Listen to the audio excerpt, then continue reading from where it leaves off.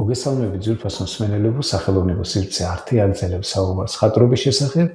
და დღეს ჩვენ ვისაუბრებთ სოფლის ხელოვნების ერთ-ერთ ყველაზე მნიშვნელოვან და საინტერესო მოვლენაზე, ერთ-ერთ ყველაზე ნათელ მოვლენაზე, მიმდინარეობაზე, რომელმაც გარკვეულწილად შეცვალა ზოგადად დამოკიდებულება მხატვრობისადმი და სრულიად ახალ სიმაღლეზე აიყვანა ეს დარგი. განსაკუთრებით ეს ეხება, რა თქმა უნდა, ფერწერას, იმიტომ რომ სწორედ ის მთელი რიგი ფერწერული ამოცანები, რაც იმპრესიონისტმა მხატვრებმა დაისახეს, შემდგომში უკვე ძალიან დიდ გავლენას მოახდენს მთელს მომდევნო ეპოქაზე, მომდევნო თაობებზე და წარმოიშვება მთელი რიგი, ასე ვთქვათ, მიმდინარეობები, რომლებიც ერთმანეთს ნამდვილად არ გავდნენ.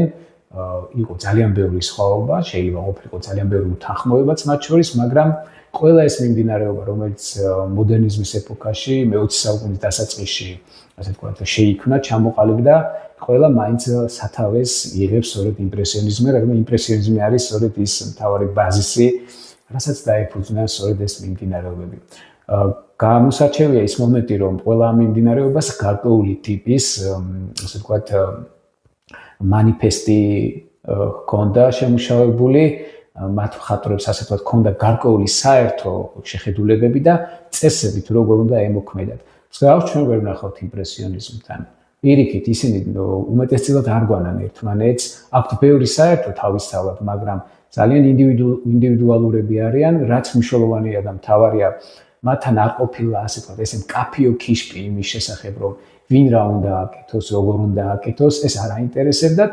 თუმცა რა თქმა უნდა იყო გამონაკლისებიც, მაგრამ ეს გამონაკლისები უფრო იყო რაღაც ესეთი შეფასებები ინდივიდუალურ დონეზე, გარკვეული თქვათ წყენის გამო, ვირგაგების გამო, ინდივიდუალური ადამიანური ფაქტორების გამო და პირადი ამოცანების გამო.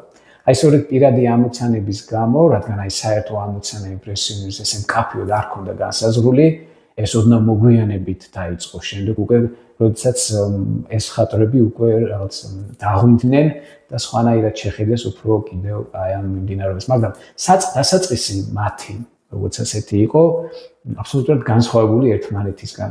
იყო ცალკეული ჯგუფები, მაგალითად მანე და დეგა ერთ ჯგუფში, ასე ვთქვათ, მოქმედებდნენ, მაგალითად მონე, რენუარი, ბაზილე, ესენი ცალკე ჯგუფი იყო. იყვნენ ადამიანები, რომლებიც საერთოდ ინერტულები იყვნენ მათთან, მაგრამ მაინც ძირითადად ერთად განიხილებოდნენ, ამ ჯგუფში განიხილებოდნენ, როგორც მაგალითად სისლეი იყო და იყვნენ ისეთებიც, რომლებიც ყველასთან კარგად იყვნენ და ასე ვთქვათ, თავიანთი დიპლომატიით და უნარებით საკმაოდ ალაგებდნენ იქ სიტუაციას ყველასთან და პრინციპში შემდეგ ისე ხდებოდა ხოლმე, რომ სწორედ ეს ერთი ადამიანი იყო გარკვეულწილად რაღაც გამაერთიანებელი. გულისხმობ ამ შემთხვევაში რა თქმა უნდა კამილ პისაროს. პისარო, რომელიც ალბათ ერთადერთი იყო იმპრესიონისტებიდან, რომელსაც ბოლომდე გულწრფელად სჯეროდა აი ამ მიმდინარეობის სიმართლის. ნუ რა თქმა უნდა კლოდ მონესთან ერთად. უბრალოდ გულისხმობ იმას, რომ კამილ პისაროსთან არ იყო გარკვეული ეჭვები აი ამ მიმდინარეობასთან დაკავშირებით და იმასთან დაკავშირებით, თუ რას ქმნიდნენ ისინი. აი ეს ეჭვები მას ნაკლებად აწუხებდა პირიქით. ის გარკვეულწილად იყო კარგი მოტივატორიც ზოგიერთი მხატვრისთვის, მაგალითად სეზანისთვის, რომელსაც ასე ვთქვათ, გარკვეული გეზიც კი მისცა 70-იანების ბოლოს, როდესაც სეზანი, რომელსაც ასე ვთქვათ, შემოქმედებითი კრიზისი ჰქონდა და თავიანთ მის შემოქმედებას ის აღიქვამდა რაღაც უკვე მარცხად, მაგრამ სწორედ და წავიდა პროვანსში თავის სამშობლოში და სწორედ იქ ჩააკითხა პიზარომ და ასე ვთქვათ მეგობრულად გვერდში ამოვიდა გარკვეული რჩევები მისცა ის მასზე ყველაზე უფროსი პიზარო იყო პრინციპში და გარკვეულწილად ის უფროსი ძმის კარგი გაგებით უფროსი ძმის როლს ასრულებდა ძალიან კარგად. პირიქით მოტივატორიც იყო, მან ბევრი რჩევა მისცა სეზანს და პრინციპში აი ამ კრიზისიდან ის გამოიყვანა სწორედ პიზაროს რჩევებმა. აი ამგვარი ტიპის კაცი იყო ეს. მაგალითად იყვნენ დეგა, რომელიც საკმაოდ ჩაკეტილი ცხოვრებით ცხოვრობდა და მის შემოქმედებაში ეს საკმაოდ ძაფრად აისახა, თუმცა ეს ჩაკეტილობა მას ეხმარებოდა იმაში, რომ კონცენტრირებული ყოფილიყო სამუშაოზე. იყო იგივე მონე კლოდ მონე, რომელიც საკმაოდ ესეთი როგორ გითხრათ ტურბულენტური ტიპის კაცი იყო, ხო ერთაგილას ვერ ისვენებდა, დაიწყებდა ერთ საქმეს, გადადიოდა მეორეზე, ფერწერაზე მაცხადია საუბარი და ძალიან ბევრს მუშაობდა, რაც მთავარია, ხო? თუმცა ჰქონდა საკმაოდ პასუხისმგებლობა, აღებული ოჯახი, ჰყავდა შვილები და ასე შემდეგ, ხო? ანუ აბსოლუტურად განსხვავებული ტიპაჟები იყვნენ ეს ხატრები. მე ამის ხმა მინდა და მიუხედავად ამ ბევრი განსხვავებებისა, ისინი რაღაცნაირად მაინც ახერხებდნენ ერთი, ასე ვთქვათ, ერთი საქმის ქვეშ ასე ვთქვათ, ერთი საქმის ქვეშ გაერთიანებას. თავიანთი, ასე ვთქვათ, იდეებისა და ძალების. თავარი, რაც მათთვის мотиваცია იყო, რა თქმა უნდა, ეს იყო ერთგვარი ბრძოლა იმ ეპოქაში და მაშინ დამკვიდრებულ, ასე ვთქვათ, კლასიცისტურ აკადემიზმთან. შეიძლება ასე ითქვას, ერთგვარი სტილი მხატვრობის, რომელიც მკაფიოდ განსაზღვრულად იყო დამოკიდებული რეალისტურ მხატვრობაზე, ოღონდ არა რეალიზმზე, რეალისტურ მხატვრობაზე, მხატვრობის, ესე ვთქვათ, აკადემიურ პრინციპზე, სადაც მნიშვნელოვანი იყო აგება, მოდელირება, ტონალური გრადაცია, მუქი ტონალური გრადაცია, სადაც მნიშვნელოვანი იყო რენესანსის ეპოქის, ასე ვთქვათ, გარკვეული მიღწევები, პერსპექტივის სახით და ასე შემდეგ. მაგრამ ყველაზე მთავარი საყრდენი მაინც კლასიციზმში იყო აი ეს ანტიკური და რომაული, ზოგადად ბერძნულ რომაული, ასე ვთქვათ, მხატვრულ გამოსახველობითი პრინციპები. რასაც შემდეგ რენესანსიც დაეყო და რაც პრინციპში არის სწორედ ის, რაც ვახსენეთ, ხო, ეს აგება, მოდელირება, პროპორცია ფიგურის და ასე შემდეგ. თემატიკა, როგორც ასეთი, თემატიკა იყო ბიბლიური სცენები, იყო მითოლოგიური სცენები, გარკვეული ალეგორიული, ასე ვთქვათ, თემებიც ხდება და მითოლოგია, რა თქმა უნდა, ბერძნული მითოლოგია, რომაული მითოლოგია ძირითადად და სწორედ აი ამის საწინააღმდეგოდ ერთგვარი, ასე ვთქვათ, რეაქცია არის იმპრესიონიზმი. თუმცა მხოლოდ იმპრესიონიზმი არ ყოფილა ამ ყველაფრის, ასე ვთქვათ, საწყისი და მოთავე. მოდი ახლა ვნახოთ ჩვენ ის ძირითადი მიზეზები, რამაც ზოგადად პრინციპში ჩამოაყალიბა იმპრესიონიზმი როგორც მიმდინარეობა. და ამ ახალგაზრდა მხატვრებს უბიძგა იმისკენ, რომ გარკვეული ნაბიჯები გადაედგათ სიახლისკენ. ერთ-ერთი მთავარი და მნიშვნელოვანი, რაც ალბათ უნდა ითქვას, ეს არის საფრანგეთის რევოლუცია. და ზოგადად ის, რომ საფრანგეთში ჩაისახა იმპრესიონიზმი, ეს სწორიც არის, ლოგიკურია პრინციპში. გამომდინარე იქიდან, რომ მას შემდეგ, რაც საფრანგეთში მოხდა რევოლუცია 18 საუკუნის ბოლოს და აბსოლუტური მონარქია დაემხო და შემდეგ უკვე იქ წავიდა გარკვეული დემოკრატიული პროცესები, აი იქიდან მოყოლებული, ანუ პირველი რესპუბლიკიდან მოყოლებული საფრანგეთში, ასე ვთქვათ, იყო დიდი ენთუზიაზმით შეხვდა ხალხი ამას და ცვლილებების ტალღა მოიცვა ზოგადად არა მხოლოდ საფრანგეთი, არამედ ნახევარი ევროპა. თუმცა რაღაცნაირად ისე მოხდა, რომ როგორც ხშირად ხდება პრინციპში ადამიანის ცხოვრებაში, აი დიდი იმედები, დიდი წარმოდგენები ზოგჯერ ხშირად ვერ ამართლებს ისე, როგორი, ასე ვთქვათ, სურვილით ჩვენ გვაქვს ადამიანებს. აი რაღაც ესეთი პატარა მცირე ფიასკო განიცადა ამ იდეამაც, აი წამოწყებამ საფრანგეთის და იქიდან მოყოლებული პრინციპში ისტორიას რო გადავხედოთ, სულ ცვლილებებია საფრანგეთში, სულ რევოლუციებია, რაღაცა 10-20 წელი არ გადის ისე, რომ რაღაც გადატრიალება არ მოხდეს ლამის, ხო? აი სულ პატარა მონაკოში 70 წელში მაგალითად, ხო? და ისე მოხდა, რომ ამ ხალხში ეს სურვილი იმისა, რომ ყოველთვის რაღაცა პროგრესისკენ მიდიოდნენ, ყოველთვის რაღაც სიახლისკენ მიდიოდნენ, აი ამ ყველაფერმა, რა თქმა უნდა, ერთგვარი გამოიმუშავა ერთგვარი, ასე ვთქვათ, გენეტიკა ამ ხალხის, ამ ერის ზოგადად და პრინციპში დღემდე მოყვება, ხო, ეს დემოკრატიული დროშის, ასე ვთქვათ, მთავარი ფლაგმანი მაინც საფრანგეთი ითვლება დღესაც კი, ხო, მიუხედავად იქ მთელი რიგი პრობლემებისა თუ გარკვეული რაღაც გაუგებრობებისა. ყოველ შემთხვევაში, აი ეს საწყისი წერტილი, საფრანგეთის რევოლუცია პრინციპში გახდა ერთ-ერთი პირველი, რამაც საფუძველი ჩაუყარა ზოგადად იმას, რომ ადამიანებმა დაიწყეს გააზრება, ფიქრი იმაზე, თუ რა ჯობია, როგორ ჯობია, ყველა სფეროს მოედო პრინციპში ეს და გამოვიდა ისე რომ თითქმის ყველაფერში რაღაცა ტიპის ცვლილებები უკვე გამოჩნდა. რა თქმა უნდა, მხატვრობაც, რაც არის ჩვენი ინტერესი ამ შემთხვევაში, რა თქმა უნდა, მხატვრობაც არ ჩამორჩა ამ ყველაფერს და ერთ-ერთი პირველები, რომლებიც ასე ვთქვათ, აი ამ აკადემიური ტიპის მხატვრობას გულისხმობ ნეოკლასიციზმს, აკადემიურ კლასიციზმს, ერთ-ერთი პირველი, რომელმაც გარკვეული ტიპის, ასე ვთქვათ, რეაქცია გამოვავლინა მის წინააღმდეგ, თუ შეიძლება ასე ითქვას, ეს არის რომანტიზმი.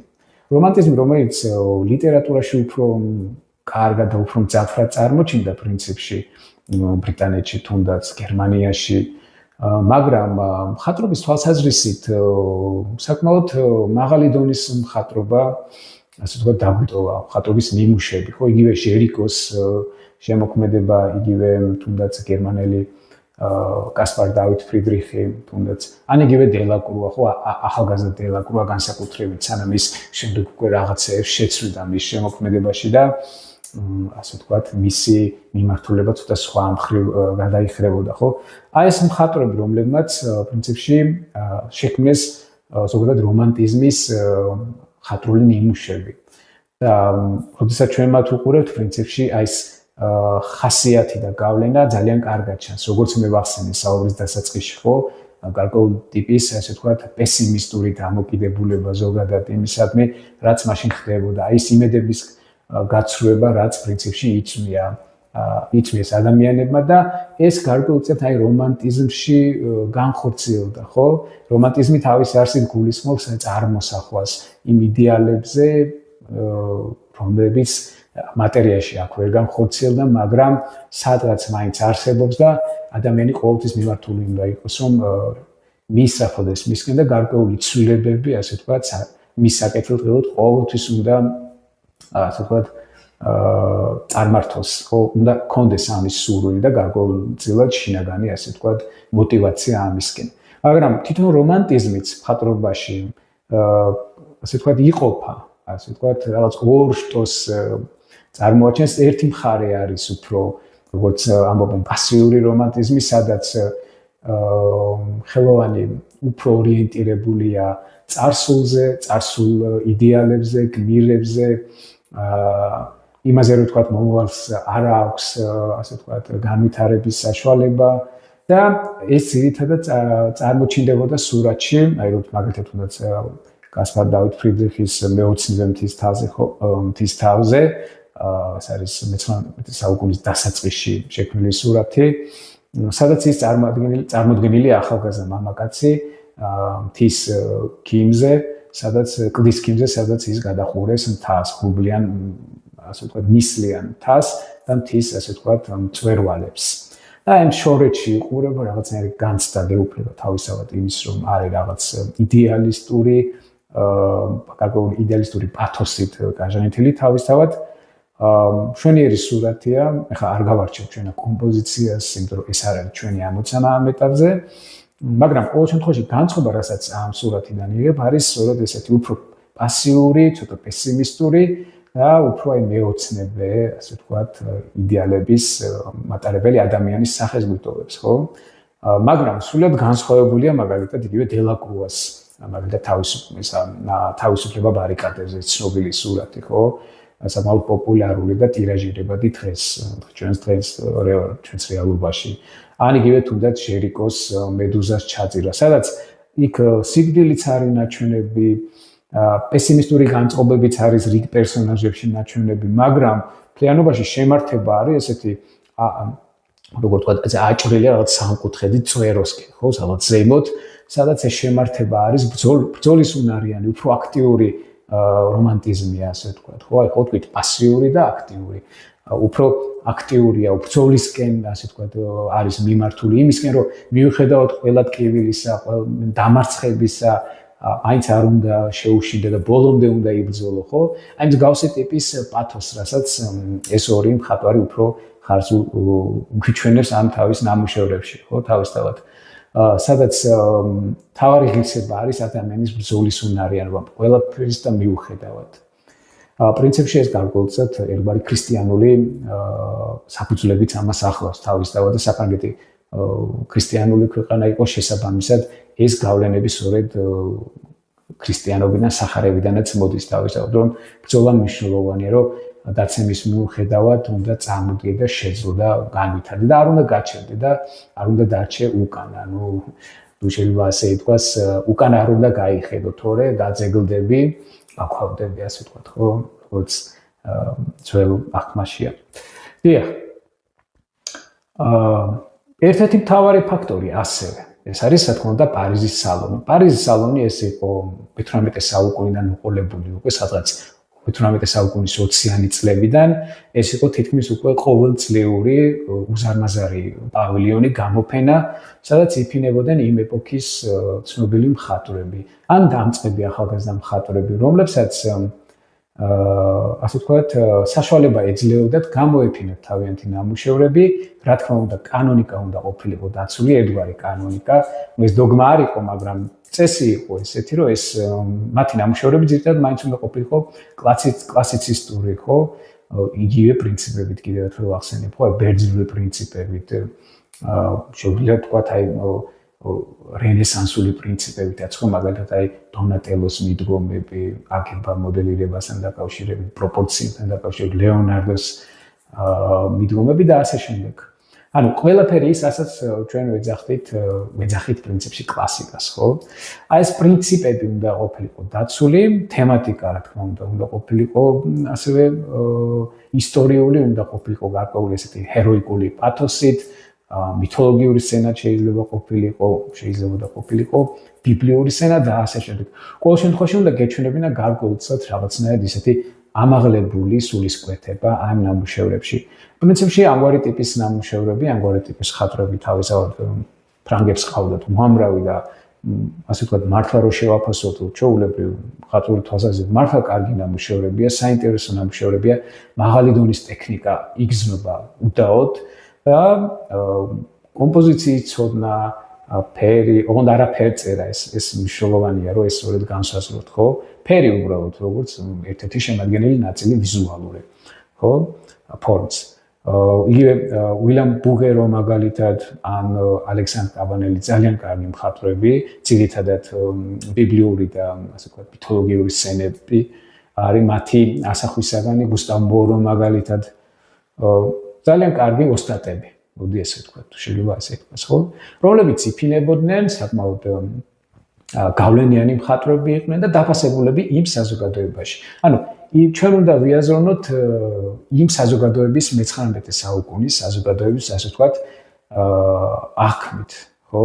როგორ აღიქვამს ის ხელოვნებას და როგორ უყურებს რა უნდა გააკეთოს ხელოვანმა და ხელოვნებამ. და როგორც იყო დამკვიდრებული, სწორედ იმ პრინციპებს, ასე ვთქვათ, იზიარებდნენ ისინიც, რასაც თავაზობდა მაშინ, ამ შემთხვევაში მაშინდელი მხატვრები და ასე ვთქვათ, მაშინდელი ელიტა, ხო? რა თქმა უნდა, დაბალ ფენებში ეს ნაკლებად იყო და ეს ნაკლებად მიუწვდომელიც კი იყო პრინციპში და თუ რაღაცა ტიპის, ასე ვთქვათ, შეხება ექნებოდათ, ხო, ეს რა თქმა უნდა, ძალიან დიდი მოვლენა იყო მათთვის, ხო? ან შეიძლება პირიქით უკმაყოფილო იყო და სპეციალურად, ასე ვთქვათ, უგულებელყოფდნენ ხოლმე ამ, ასე ვთქვათ, ამგვარ ხელოვნებას.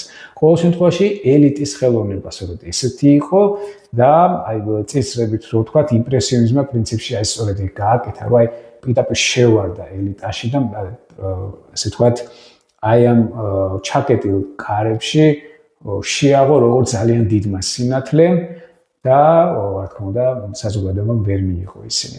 ხო, დაუბრუნდეთ ისევ. ან გვიან მიიღო, სწორედ ეს იქნება, იმიტომ რომ ვერ მიიღო რას ნიშნავს, ანუ მთელი ეპოქა შექმნეს და დღეს ლამის უკვე კლასიკოსები არიან, იმპრესიონისტი მხატვრები და იმ მომენტში ყოველ შემთხვევაში ვერ მიიღო. ძალიან გვიან დაინახა ფრანგულმა საზოგადოებამ და არა მარტო ფრანგულმა საზოგადოებამ იმპრესიონისტები. დიახ. დაუბრუნდეთ ისევ სალონს. დიახ, აი ესეთი ტიპის, ასე ვთქვათ, მხატვრობა იყო ძირითადად აკადემიური იმ პერიოდის სალონში, სხვა თითქმის არც განიხილებოდა და იფინებოდნენ ყოველწლიურად ეს მხატვრები დიდ პავილიონებში, რაც მნიშვნელოვანია და საინტერესოა, აი ილუსტრაციებსაც ხედავთ, ხო, სხვადასხვა მხატვრების მიერ შექმნილს, როგორი იყო მაშინდელი სალონი დაახლოებით. ჩვენ ხედავთ დარბაზებს, ამ დიდ დარბაზებში უზარმაზარი კედლები და ამ კედლებზე ასე ვთქვათ თელს კედელზე ასე ვთქვათ გამოფენილი ეს სურათები. ხო? აქ ძალიან საინტერესო მომენტია, რომ დღეს ჩვენ როდესაც ვთქვათ სურათის ექსპოზიციას ვაკეთებთ გალერეაში, გარკვეული ტიპის ასე ვთქვათ წესებს ვიცავთ, ხო? როდესაც რაღაც კონკრეტულად ერთ ხაზზე ვფენთ, თუნდაც სურათის ზედა ნაწილს უსწორებთ ყველას, ან ქვედა ნაწილს ხო გააჩნია. არის ვთქვათ ისეთი ტიპის გამოფენები, სადაც ეს პრინციპი საერთოდ უგულებელყოფილია და როგორც იქნება ისე გამოფენა. განსაკუთრებით უფრო თანამედროვე ხელოვნებას ეხება ეს, ან თუნდაც მე-20 საუკუნის მოდერნიზმის ზოგიერთ ასე ვთქვათ მიმდინარეობაზე მათ გამოფენებს, ხო? როდესაც ისინი პირველად ფენდნენ.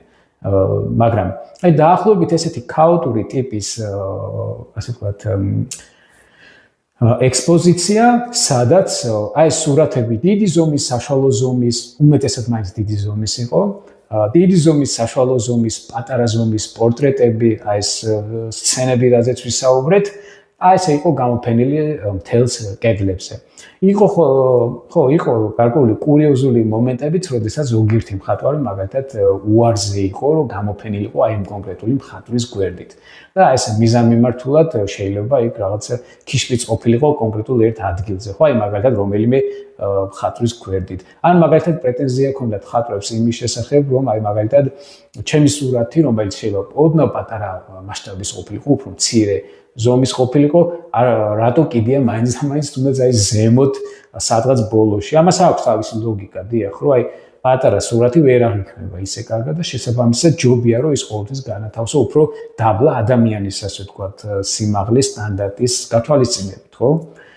და ესეთი ტიპის ასე ვთქვათ პრობლემები იყო.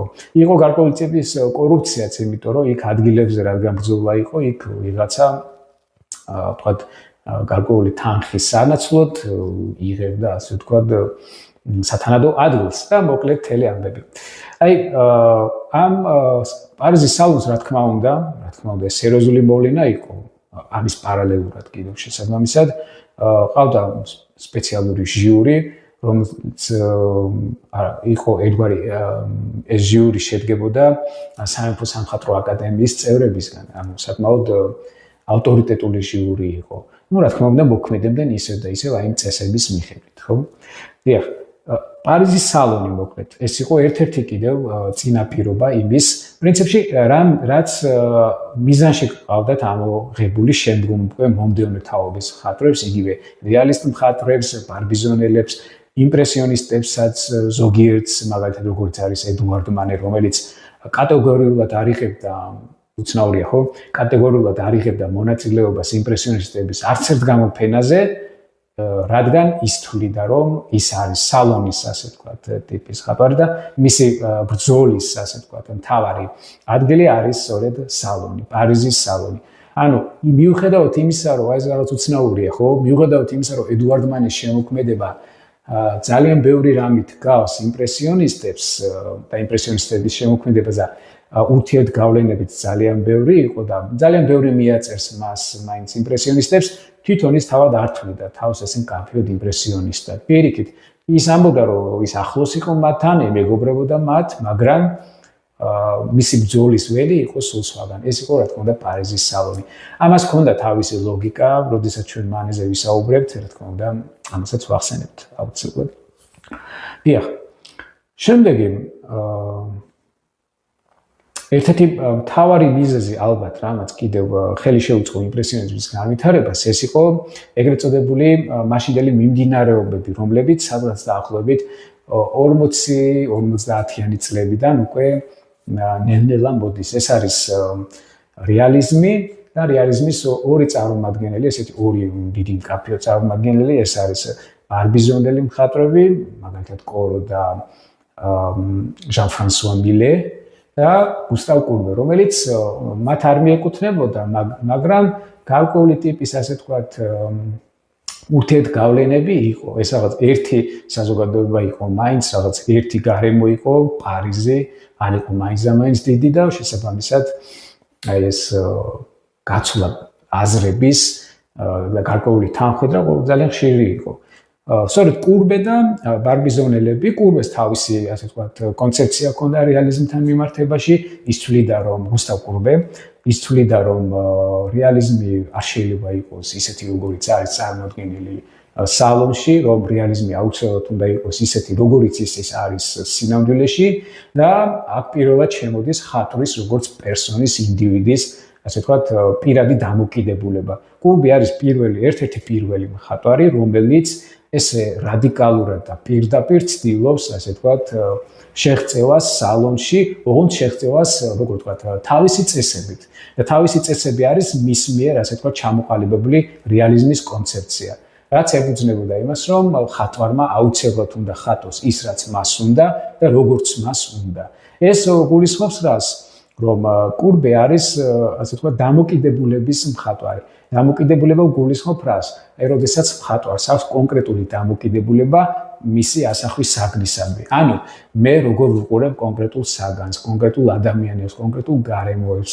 აღონდ არა ნატურალისტურად, ანუ როგორიც ის არის. არა, მე თვითონ როგორ აღვიქვა მას და მე როგორ ვუყურებ. კურბე გარკვეულწილად აქ, როგორ ვთქვათ, მე-20 საუკუნის ხატრულ სააზროვნო იდეას გვთავაზობს. ხო, ძალიან გავს ეს, ხო, აი როგორც მე და ისე გავაკეთო. მაგრამ გასათვალისწინებელია ის, რომ მაინც იმ ეპოქის ადამიანია, იმ ეპოქიდან გამოსული ადამიანია, შესაბამისად, მისი მხატვრული ფორმა მაინც დაფუძნებულია გარკვეულწილად რეალისტურ კლასიკურ ნახატზე. ოღონდ ეს იმას არ ნიშნავს, რომ ის არის, ასე ვთქვათ, ჟანრულად კლასიკური ნახატი, ხო? არა. პირიქით, ის იღებს კლასიკური ნახატის გამოსახულობით ფორმას, როგორიც არის რეალობა, რეალიზმი, პროპორციები, მოდელირება, შუქშტილი და ასე შემდეგ. მისი საყვარელი მხატვრები ყოველთვის იყვნენ ჰოლანდიელები და ესპანელები, ამას თვითონაც ამბობდა, ძალიან უყვარდა ისინი ნაკლებად ფრანგები. ძალიან უცნაურია, რომ მას უშუალოდ ესე ფრანგებთან მას ესეთი პირდაპირი ბმა არ ჰქონდა, როგორც ასეთი. აი ჰოლანდიელებთან კი მას მოწონდა მაგალითად რემბრანდტის ფერწერა, მისი მსუყე მონასმებით. მას ძალიან მოწონდა მაგალითად ველასკესი, რიბერა, კარავაჯო და ასე შემდეგ. ანუ ამ ტიპის, ასე ვთქვათ, ხელოვნებას უფრო აქცევდა ის ყურადღება, სადაც სინამდვილე და რეალობა იყო, ასე ვთქვათ, ძალიან კარგად ხელშესახები და მატერიალური. სადაც არ იყო აი ეს ანგელოზები, ვთქვათ, მითიური არსებები, ნიმფები და ასე შემდეგ. ესეთი რაღაცები კურბესთვის არ იყო. მოკლედ, მისთვის მთავარი იყო აი ეს რეალიზმი. მის გარშემო არსებული სამყარო, როგორიც ის არის, საკუთარი დამოკიდებულებებით და ეს ყველაფერი, რა თქმა უნდა, შემდეგ უკვე გატანილი პარიზის სალონში. ანუ, როგორ ვთქვათ, კურბე არ უარყოფდა სალონს, როგორც ასე ვთქვათ, მოვლენას. პირიქით, ის ფიქრობდა, რომ სალონში უნდა გამოიფინოს ის, როგორიც არის ჩვენი რეალობა დღეს. და არა ის, რაც არის იქ გამოფენილი. ანუ სალონს როგორც, ასე ვთქვათ, საშუალებას ის არ უყურებდა უარყოფითად, მაგრამ სალონურ მხატვრობას და აი ამ აკადემიზმის ნეოკლასიცისტურ, ასე ვთქვათ, მიდგომებს ის კატეგორიულად უარყოფდა. რადგან თვლიდა, რომ ეს არ იყო ნამდვილი და პრინციპში ლოგიკა ჩანს მის აზროვნებაში, მის კონცეფციაში. დაახლოებით ამგვარად ფიქრობენ და მსჯელობენ ბარბიზონელებიც, ჟან-ფრანსუა მილე განსაკუთრებით, რომელიც აი მისი თავთავების შემგროვებლები 1857 წელს შესრულებული ცნობილი სურათი, სადაც გლეხი ქალები, ასე ვთქვათ, მდელოზე მინდვრად ასუფთავებენ, იღებენ მოსავალს. აქ რა არის საინტერესო და მნიშვნელოვანი, რომ ჩვენ ვიცით გლეხების გამოსახულება ზოგადად მხატვრობის ისტორიიდან. ხშირად იყო ხოლმე დაკნინების, გროტესკულობის, ასე ვთქვათ, ერთგვარი გამოსახულობითი ფორმები და ხო, მაგალითად გავიხსენოთ იგივე ბრეიგელი, ხო, სადაც მის ნამუშევრებში ძირითადად გლეხები, როგორ ვთქვათ, გროტესკულები არიან, მათი შემხედვარე ხედავდა ამჩნევ ზოგადად ადამიანის მანკიერ მხარეებს. და უცნაურია, რომ ამას ყველაფერს ბრეიგელი ხედავს აი ამ სოფელში, იმ გარემოში, სადაც თითქოს ყველაფერი სუფთა უნდა იყოს, სადაც ყველაფერი უფრო გულწრფელი უნდა იყოს. მაგრამ არა, ბრეიგელი გვიჩვენებს თავის რეალობას პრინციპში და მას თავისი, ასე ვთქვათ, თავისი ლოგიკა აქვს. რომ ამას აკეთებს, ისთან ძალიან დამაჯერებლად აკეთებს ამ ყველაფერს, ხო? მაგრამ ნახეთ, მილე რას გვიჩვენებს, მილე როგორც აი ამ ფრანგული, როგორ ვთქვათ, აი ამ ფრანგული რევოლუციის სწავლის ერთ-ერთი ნიმუში, ერთ-ერთი შედეგი, ერთ-ერთი მიზეზი, ხო? ერთ-ერთი ასე ვთქვათ, პატარა მარცვალი ამ ყველაფრის რა თქმა უნდა, სულ სხვანაირად უყურებს ადამიანს და გლეხებს. ის ამ სურათში ჩვენ ხედავთ, რომ მისი გლეხები ძლიერები არიან, საკმაოდ შრომის მოყარეები არიან, ხო? არიან საკმაოდ მოწესრიგებულებიც, აი ეს რიტმულობა, აი ეს ჰორიზონტი, მათი მოძრაობაში, აი ეს რიტმული ხაზები პრინციპში რაც არის. ეს ყველაფერი ძალიან კარგად მიუთითებს იმაზე, რომ ამ გლეხებს აქვს თავისი კულტურა. თავისი ქმედების კულტურა, ასე ვთქვათ, როგორ უვლიან, როგორ იღებენ მოსავალს, როგორ უვლიან ამ ყველაფერს. ანუ ესენი არ არიან, ასე ვთქვათ, გლეხები, ესეთი გროტესკული გაგებით, რომლებისთვისაც სულ ერთია. და ასე ვთქვათ, სულ ერთია, რაც გააკეთებენ, როგორ მოიქცევიან. აი რასაც ხედავთ ჩვენ პრინციპში ბრეიგელთან, სადაც აი მათ ქცევებში აი ეს თელი ადამიანური მანკიერებები ჩანს. არა მილესთან ესეთი არ არის ადამიანი. ზოგადად ჩვენს კლუბესთანაც, რომელსაც ასე ძალიან უყვარს, ასე ვთქვათ, გლეხების თემატიკა, იქაც გლეხები საკმაოდ ადამიანურები არიან და რაც თავარია, კლუბეს და მილეს ასე ვთქვათ მესიჯები რა არის, ხო, ესე ზოგადად რო განვიხილოთ. მაგალითად, ახსენდება კლუბეს სურათი, რომელიც ახლა განადგურებულია. ქვის მთლელები მაგალითად, რომელიც სოციალურ ფენას ეხება, უსამართლობას ეხება, ჩაგვრას ეხება, ხო? სადაც ახალგაზრდა მამა და შვილი ასე ვთქვათ, ანაწევრებენ ქვას და თითქოს რაღაც ისეთი სურათი იქნება, რომ ეს ყველაფერი დაუსრულებლად გრძელდება. და კლუბე, ასე ვთქვათ, ცდილობს, რომ გარკვეული ტიპის პროპაგანდა გაწიოს იმის შესახებ, თუ რაოდენიმე მნიშვნელოვანია ზოგადად გლეხების უფლებების სოციალური თანასწორობა და ასე შემდეგ. აი, არ მიყვები ახლა მეუშაოთ არც მილეს მხატვრულ, ასე ვთქვათ, ღირებულებებს და არც კლუბეს მხატვრულ ღირებულებებს ესე მკაფიოთ. უბრალოდ ვახსენეთ ის თუ რას ასახავენ ისინი და რა სიახლე შემოაქვთ მათ მხატვრობაში, რეალიზმის სახით.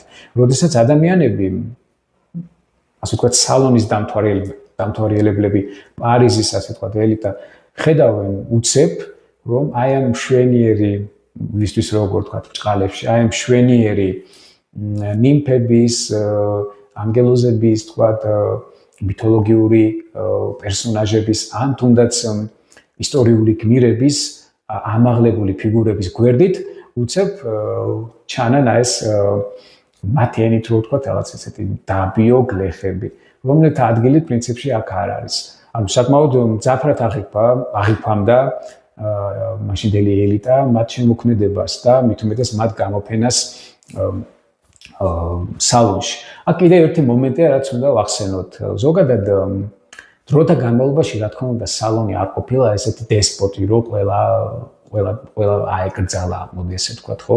დროთა განმავლობაში იყო გარკვეული ცვლილებები და აი ის, რომ მაგალითად კორო, კურბე, ჟან-ფრანსუა მილე უკვე იფინებოდნენ სალონში, თავისთავად მიანიშნებდა იმას, რომ სალონის წარმომადგენლებში ჯერ ერთი რომ დრო შეიცვალა, თაობები გამოიცვალა და თავისთავად ხედავდნენ ჯერ ერთი რომ ისინი საკმაოდ კარგი ოსტატები არიან. გულისხმობ კოროს, კურბეს, მილეს, კარგი ოსტატები არიან. მათ მხატვრობაში შენარჩუნებულია, ასე ვთქვათ, აი ეს ძირითადი მხატვრული გამომსახველობითი ტრადიციები. ეს ყველაფერი ჩანს. პრინციპში რატომაც არა, გამოფინოთ, არ არის პრობლემა. და აი სწორედ ეს იყო, რომ 30-იანი წლებიდან 40-იანი წლების აი ამ 30 წლიან მონაკვეთში საკმაოდ შედარებით, რა თქმა უნდა, შედარებით ლოიალური იყო პარიზის სალონი. ამ მხატვრებისადმი და ზოგადად სიახლეებისადმი ხელოვნებაში. თუმცა, რა თქმა უნდა, დომინანტი მაინც რჩებოდა აკადემიური მხატვრობა, კლასიციზმი და შესაბამისად ის მაინც თავის სიმაღლეზე იდგა. ერთ-ერთი მთავარი და მნიშვნელოვანი მოვლენა ალბათ კიდევ რაც რამაც ხელი შეუწყო იმპრესიონიზმის განვითარებას, ეს არ უნდა გამოგჩეს, რა თქმა უნდა, ეს არის ფოტოგრაფიის გამოჩენა უკვე, ფოტოგრაფიის შექმნა. მაშინ ზოგადად ფოტოგრაფიასთან ერთად კიდევ ერთი მომენტი უნდა ვახსენოთ, ეს არის ინდუსტრიული რევოლუცია, როდესაც ქარხნები შემოდის, უკვე ქარხნები აშენდა, ახალი, ასე ვთქვათ, ახალი საშუალებები გაჩნდა განვითარების პრინციპში ქარხნული წარმოებები დაიწყო, რამაც თანდათან დააჩქარა ცხოვრების ტემპი, დააჩქარა და განავითარა ზოგადად საფრანგეთი და არა მხოლოდ საფრანგეთი, ზოგადად ევროპა, ბრიტანეთიც მათ შორის და პრინციპში ეს ისე მალე განვითარდა ეს ყველაფერი, რომ თითქოს ადამიანი ვერ ეწეოდა მის გარშემო, ასე ვთქვათ, ასე მკაფიო ცვლილებებს. რაღაც გაგებით რო დავფიქრდეთ, დღევანდელობასაც გავს. გამომდინარე იქიდან, რომ დღესაც ბევრი რამე ისე იცვლება 10 წელიწადში, 15 წელიწადში, იმდენი რამე შეიცვალა ტექნიკური განვითარების თვალსაზრისით თუნდაც, ხო, დღეს რო რა ვიცი, ადამიანი ვერ ეწევა ამ ყველაფერს, ხო? თავიდანვე თუ არ ხარ ჩართული, როგორც ეს მაგალითად ახალ თაობას შეუძლია, შეიძლება ბევრი რამე გამოგჩეს და ვეღარა უწყოს შემდეგ უკვე ამას ამ ტემპს ფეხი, ხო, ეს ცნობილია და ხედავთ ჩვენ ამის შედეგებს დღესაც თუნდაც, ხო, ჩვენ რეალობაში. მაშინაც ეს ფოტოგრაფიის გამოგონება იყო, ასე ვთქვათ, ძალიან დიდი რევოლუცია ზოგადად გამოსახულობით ხელოვნებაში, იმიტომ რომ ჯერ ერთი რომ გასაკვირი იყო, რომ თურმე შესაძლებელი არის უკვე რეალური ადამიანის ან რაიმე გარემოს რეალური ფორმის გადატანა რეალურად ზუსტად ისეთი როგორიც არის, ხო, იმ ნიშნებით. აქ რა გამოჩნდა? ის რომ მაგალითად თითქოს მხატვრობამ აზრი დაგარგა, ხო? გაჩნდა ეს ლოგიკური კითხვა, რომ თუ კი ფოტოგრაფია არსებობს, მხატვრობას რა მნიშვნელობა აქვს მაშინ, ხო? არც თუ ისე უსაფუძვლო, მაგრამ მაშინ ჯერ კიდევ ვერ ხვდებოდნენ იმას, თუ რამხელა ძალა და მნიშვნელობა აქვს ზოგადად მხატვრობას, ცალკე როგორც დააქს, როგორც საშუალებას იმისას, რომ მე ადამიანმა ჩემი პირადი დამოკიდებულება გადმოვცე ფორმით, ფერით და ჩემ გარშემო არსებული ცვალებადი სამყარო, ჩემი დამოკიდებულებიდან გამომდინარე ავსახო ტილოზე. ან თუნდაც დღეს რომელიმე სხვა თანამედროვე საშუალებებში, ხო? ეს გააზრება ჯერ არ ქონდათ ადამიანებს, იმიტომ რომ თუ კი რეალობა არსებობს, რეალობის, ასე ვთქვათ, ისეთი ობიექტური ამსახველი ტექნიკა არსებობს, როგორც ფოტოგრაფია, მაშინ მხატვრობა არ შემჭირდება. მხატვრობას დაემუქრა დიახ, რა თქმა უნდა, საფრთხე, გამომდინარე იქიდან, რომ კი, თუ კი არსებობს ესეთი საშუალება, პორტრეტის ხატვა აღარ არის საჭირო. ხო? ან რაიმე გარემოს კონკრეტული პეიზაჟის სურათის ხატვა აღარ არის საჭირო. თუ 3 თვე, 4 თვე მოუნდებოდით, თქვათ, ხატვის წინ პოზირებას, ან სადმე კონკრეტულ, ასე ვთქვათ, სტუდიაში მხატვარი რაღაცა თვეობით დახატავდა რაიმე პეიზაჟს, ხო? იმისთვის რომ თქვენთვის მოეცათ ის, ან თქვენს შეკვეთასაც ვთქვათ შეასრულებდა. ეხლა ეს უკვე აღარ არის საჭირო, ხო? მაგრამ რა თქმა უნდა, ჩვენ არ უნდა გამოგჩეს დღევანდელი შეფასებიდან, დღევანდელი გადმოსახედიდან, ხო, თავისთავად რომ ფოტოგრაფიას თავისი დანიშნულება აქვს, თავისი პლუსები და მნიშვნელობა აქვს, მხატვრობას თავისი პლუსები. ეს არის ორი ერთნაირი თითქოს, მაგრამ ორი ვიზუალური ხელოვნება, მაგრამ ასე ვთქვათ, სხვადასხვა ენით. ეს ენის საკითხები ჯერ კარგად როგორც ჩანს, მაშინ თავისთავად ვერც იქნებოდა განხილული, იმიტომ რომ სიახლე იყო ეს იმდენად დიდი, ასე ვთქვათ, ტექნიკური სიახლე, რომ მაგალითად დღეს რომ AI ტექნოლოგიები ისე ვითარდება, რომ თითქოს AI ტექნოლოგიამ რაღაცა სხვა რეალობა შემოიტანა, იქ მოძრავი ფოტოები, მოძრავი სურათები, რაღაცა და რა ვიცი, შოქშია ხალხი, ხო, დღეს რომ ვუყურებთ, ეხლა შედარებით უკვე დაწნადი უფრო შედარებით, მაგრამ თავიდან ის რო შემოვიდა, ვაიმე რა მაგარია და ნუ რა თქმა უნდა, სანახაობა ადამიანს ახარებს, მაგრამ თავისთავად ეს არ გამორიცხავს იმას, რომ ამან რაღაც ახალი ბიძგი მისცეს ზოგადად მხატვრობას, ხო? მით უმეტეს დღევანდელ რეალობაში, სადაც ყოველ წელიწადს რაღაცა იცვლება. მხატვრობაშიც კი ვინც ადევნებს თვალყურს, მიხვდება, ხო? არ გულისხმობ სხვადასხვა ხელოვნების სხვადასხვა დარგებს, მე გულისხმობ უშუალოდ მხატვრობას, სურათს. დიახ, ტრადიციულ ფერწერას. დიახ, ლუი დაგერის მიერ გამოგონებული ფოტოაპარატი, რომელიც არ იყო ისეთი კლასიკური გაგებით ფოტოაპარატი ის ჯერ არ იყო, მაგრამ საკმაოდ მიახლოებული იყო ის ფოტოაპარატთან და პრინციპში თავის ფუნქციას იდეალურად ასრულებდა. ხო, განსხვავებით უფრო ადრე შექმნილი ნებსის მიერ სპეციალური აპარატიდან, რომელმაც პირველმა დააფიქსირა ზოგადად ასახული, ასე ვთქვათ, რაღაცა კონკრეტული ობიექტი. ამ შემთხვევაში საუბარი მაქვს ხედი ფანჯიდან, სადაც სახურავის რაღაცა პატარა მონაკვეთი ჩანს, ხო? მაგრამ აი ეს 40-იანი წლებიდან უკვე ესე მასიურად დაიწყო უკვე ფოტოგრაფიის შემოსვლა და შესაბამისად ამან ძალიან ბევრი რამე მისცა ზოგადად კაცობრიობას. პირველ რიგში ალბათ თავად მნიშვნელოვანი ის, რომ კი ფოტოს აქვს თავისი ღირსება, ფოტოგრაფიას აქვს თავისი ღირსება, მას შეუძლია რომ დოკუმენტურად, ასე ვთქვათ, გიჩვენოს რაღაც კონკრეტული ადგილი, კონკრეტული ადამიანები, კონკრეტული გარემო და სიტუაციები, ხო, რაღაც რეალურ დროში, მაგალითად, დღეს უკვე თანამედროვე რეალობაში, როდესაც ჩვენ უყურებთ ჩვენს გარშემო არსებულ მოვლენებს, ყოველდღიურად ვიღებთ ინფორმაციას, ხედავთ თუ რამხელა მნიშვნელობა აქვს ინტერნეტს და იმ ტექნიკურ საშუალებებს, რითაც ჩვენ ვიზუალურ ინფორმაციას ვიღებთ, ხო? აი დაახლოებით მაშინ ფოტოს ეს ხიბლი ქონდა და ზოგადად ფოტოს აქვს ეს მომენტი, ხო? სადღაც ოდესღაც მაგალითად, ოდესღაც სადღაც მდგარი ძალიან ლამაზი მშვენიერი შენობა, რომელიც ეს აღარ არის, ფოტოს საშუალებით, თუნდაც შენ შეგიძლია რომ ნახო და დაახლოებით წარმოდგენა მაინც ქონდეს როგორი იყო ის მაშინ. ხო? და ასე შემდეგ. ერთ-ერთი მთავარი, ხო, ვახსენეთ ასევე ეს რევოლუცია, ინდუსტრიული რევოლუცია, რომელმაც კიდევ ერთი საინტერესო სიახლე მოიტანა, ეს უშუალოდ ეხებათ მხატვრებს და გეტყვით ახლა ზუსტად რას გულისხმობ, ანუ სპეციალურად შეიქმნა, ასე ვთქვათ, ერთგვარი სამხატვრო საშუალებები, საღებავები, რომლებიც უკვე შეგიძლიათ იყიდათ სპეციალურ ასე ლითონის ქილაში, ხო? რასაც პრინციპში დღესაც ხედავთ, დღესაც იყიდება, ხო? აი სწორედ ეს ეგრეთ წოდებული ზეთის საღებავები, ეს წუბიკები, სწორედ სადაც 40-იანი წლებიდან შემოდის უკვე აქტიურ ხმარებაში. შემდეგ ასევე შემოდის სპეციალური მოლბერტი, რომლის ტარების საშუალება უკვე ჰქონდათ მხატვრებს. ამან ნახეთ რა სიახლე შემოიტანა, ამან საშუალება მისცა მხატვრებს, რომ უკვე თავიანთ სამხატვრო სტუდიებში კი არ ემუშავათ სიგნელეში პირობითად, ხო? არამედ გარეთ გასულიყვნენ ქუჩაში, ტყეებში და იქ გაეკეთებინათ, ასე ვთქვათ, თუნდაც დასაწყისისთვის გარკვეული ესკიზები, ხო, ჩანახატები, ეტიუდები უფრო ხშირად, ხო? მაშინ ესე მუშაობდა, აი კურბეთს, იგივე მილეთს, ხო?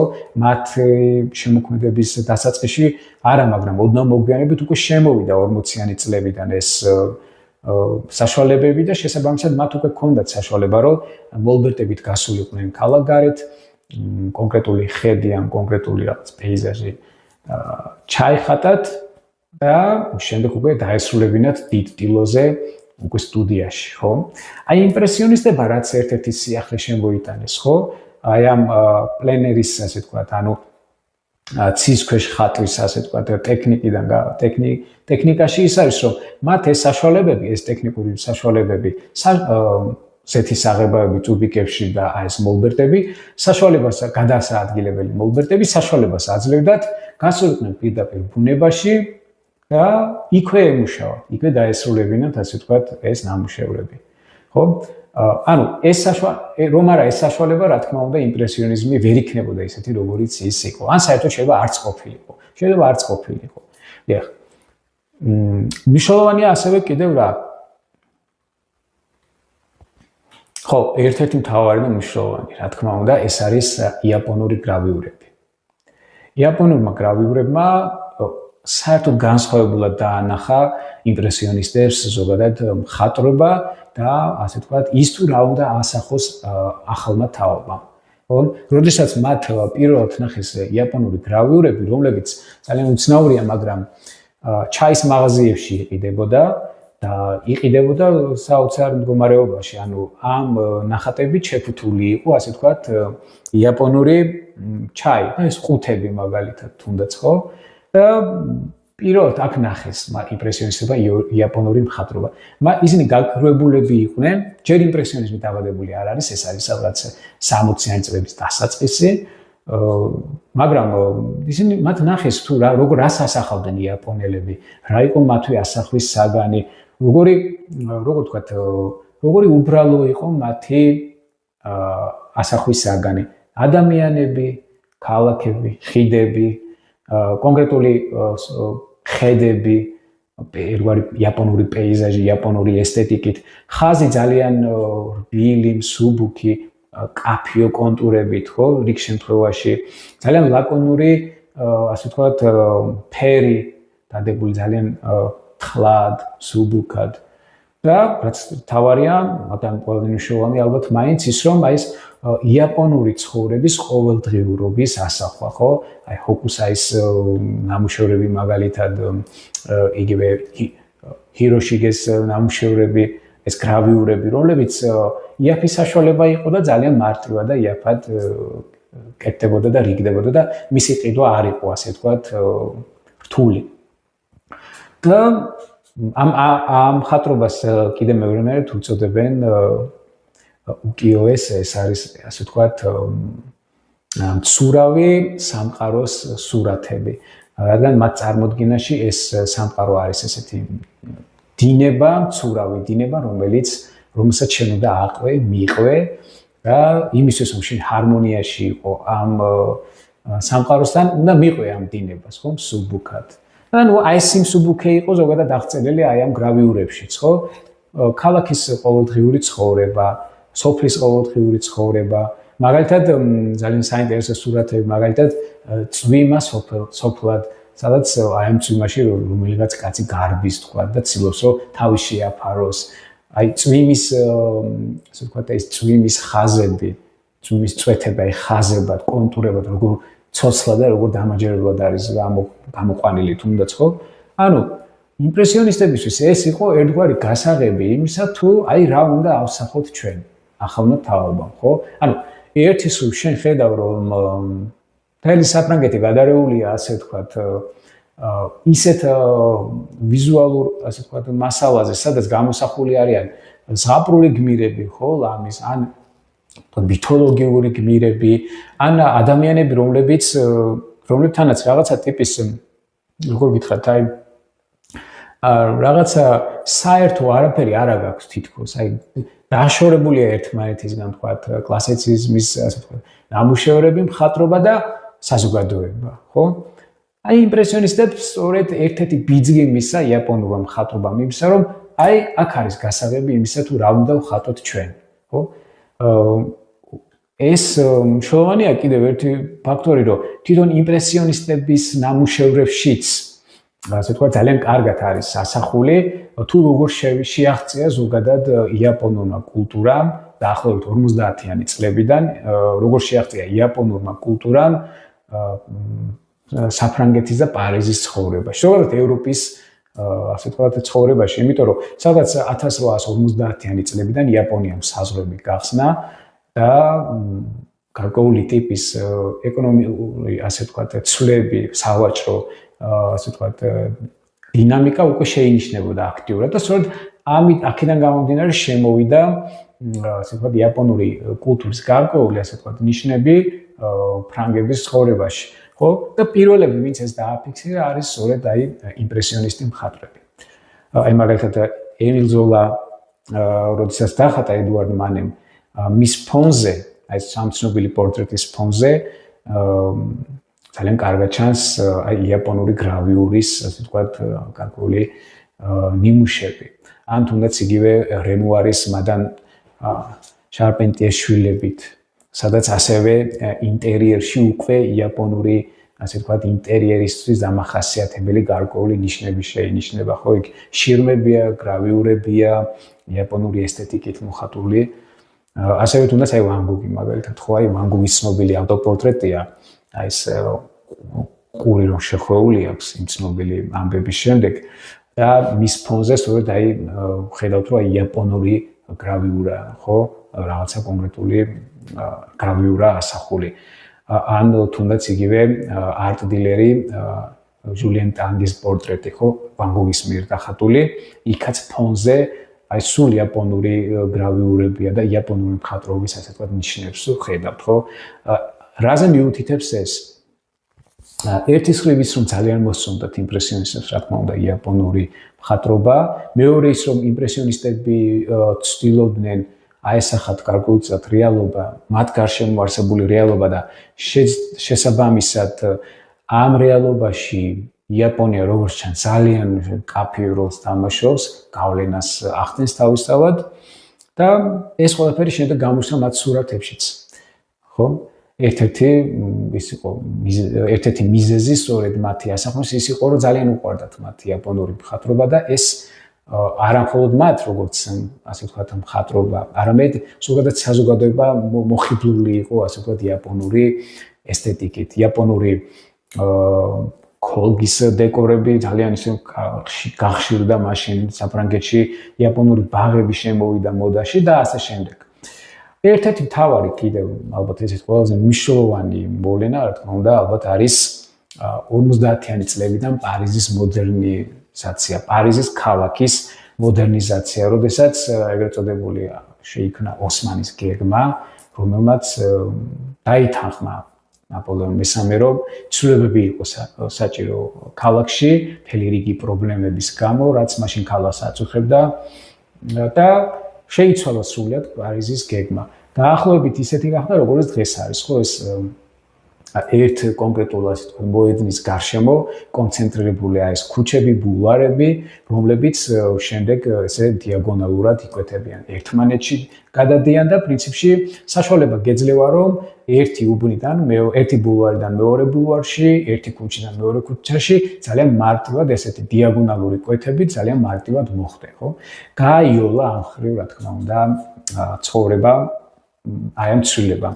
შემდეგ პარიზის შენობებიდან ძალიან ბევრი დაინგრა ძველი შენობებიდან, გაშენდა ძირითადად აი ეს ცნობილი 5 სართულიანი პლუს მანსარდით სახლები, სადაც პირველი სართული მთლიანად ეთმობდა კაფე-ბარებს, ეს ძალიან მნიშვნელოვანი მომენტია, იმიტომ რომ კაფე-ბარები იყო სწორედ ის ადგილები, სადაც ადამიანებმა დაიწყეს შეკრება, ადამიანებმა დაიწყეს საუბარი ერთმანეთთან, უამრავი ფილოსოფიური აზრი, უამრავი ხატრული, ასე ვთქვათ, მიმდინარეობა სწორედ აი ამ კაფეებში იკრიბებოდა, ჩამოყალიბდა, ხო? უამრავი აზრი განშლება სწორედ ამ კაფეებში და პრინციპში ეს უკვე იყო დასაწყისი იმისა, რასაც შემდეგ ჩვენ ხედავთ, რომ აი პარიზი მთელი მე-20 საუკუნის პირველი 20-30 წელი მექა ასე ვთქვათ, ხო? ყველა ხელოვნების მექა, ხო და არა მარტო სახელოვნების, არამედ ხელოვნების სხვა დარგებიც ასევე და პოეტები, მწერლები, შემდგომში რეჟისორები სწორედ აქ იკრიბებიან და აქ განიხილება ძალიან ბევრი, ასე ვთქვათ, თემები, ხო? პარიზის კაფეებში, ბულვარებში, სეირნობა და ასე შემდეგ. ნუ ეს ცოტა გარომანტიზირებული, მაგრამ ძალიან მნიშვნელოვანი და საინტერესო მოვლენა ზოგადად მაშინდელ კულტურულ ცხოვრებაში. პარიზის კულტურულ ცხოვრებაში. ძალიან ერთი პატარა ნიუანსია პარიზთან დაკავშირებით, რომელიც საქართველოსაც ეხება, ხო, რაღაც გაგებით. მაგალითად, როდესაც ნიკო ნიკოლაძემ დაგეგმარება გადაწყვიტა ქალაქ ფოთის, მან სწორედ ერთ-ერთ ასე ვთქვათ, ერთ-ერთ პარიზის გეგმა მოკლედ გამოიყენა ერთ-ერთ ასე ვთქვათ საორიენტაციოდ და რო დავაკვირდეთ ფოთსაც დღეს ხო აი რაღაცი ძალიან გავს აი პარიზის განლაგებებს. დასკვნის სახით რომ შევაფასოთ სწორედ ამგვარი გახდათ იმპრესიონიზმის წინარე ეპოქა, დახუნძურული ცვლილებებით, სიახლეებით, ბრძოლებით, წარმატებებით, მარცხით, მე ისე ფეხზე წამოდგომით და ასე შემდეგ. მთელი რიგი სიახლეებით ადგილობრივ დონეზე კულტურული თვალსაზრისით თუ სოციალურ პოლიტიკური თვალსაზრისით იყო გარკვეული ტიპის ეგზოტიკური სიახლეებიც, რამაც სრულად ახალი სამყარო დაანახა პარიზელებს და ასე ვთქვათ ცდელობა ყოველ შემთხვევაში ცდელობა მაინც შეეძინა იმის რომ რაღაცა სიახლეები და აი ამ ჩარჩოების მიღმა უფრო გარეთ გაეხედათ და პრინციპში იაპონური ასე ვთქვათ გავლენებით სწორედ ეს იყო სიახლე, რომელიც მოიტანა ქალაქის განახლებამ, აი ამ ნოვაციამ, რომელსაც საერთოდ შეცვალა პარიზელების ცხოვრების წესი, ხო? ბევრად უფრო თანამედროვე გახადა ის და პრინციპში გარკვეულწილად დღესაც კი აი ამ თანამედროვე გზას გავდივართ, ხო? ანუ რაღაცა თვალსაზრისით რო შევაფასოთ, დიდი ცვლილება არ არის მაშინდელ პარიზსა და დღევანდელ რეალობას შორის. იცვლება მხოლოდ გარკვეული ტიპის ინფრასტრუქტურა და ტექნიკური სიახლეები, ხო? იმ პერიოდისთვის პარიზი საკმაოდ თანამედროვე ქალაქი იყო და ყველა წინაპირობა იყო უკვე შექმნილი იმისთვის, რომ აი ამ განახლებულ სამყაროში შემოსულიყო ახალი სიტყვა ხელოვნებაში, ახალი მხატვრების სახით, ახალი პოეტების სახით. ჩვენი ინტერესი საგანი ამ შემთხვევაში არის, რა თქმა უნდა, მხატვრები, იმპრესიონისტები, რომლებმაც ახალი, ასე ვთქვათ, გამოსახულობითი ამოცანები შემოიტანეს და პრინციპში შემდეგ გადაცემაში უკვე ჩვენ ნახავთ აი ამ ამოცანებს როგორ განახორციელეს ისინი და ზოგადად რა მემკვიდრეობა დატოვეს უკვე მათ შემდგომი თაობისთვის. ამ ეტაპზე ჩვენ ვასრულებთ საუბარს იმპრესიონიზმის პირველ ნაწილზე და უკვე შევხვდებით მომდევნო გადაცემაში. ნახვამდის.